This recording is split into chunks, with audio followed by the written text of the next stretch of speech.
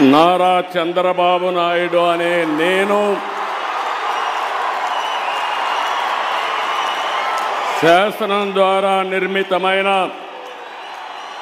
భారత రాజ్యాంగం పట్ల నిజమైన విశ్వాసం,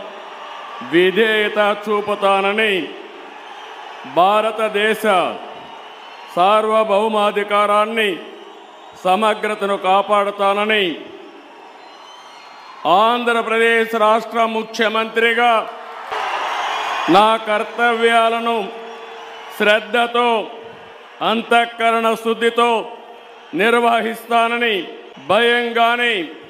పక్షపాతం గాని, రాగద్వేషాలు గాని లేకుండా రాజ్యాంగాన్ని,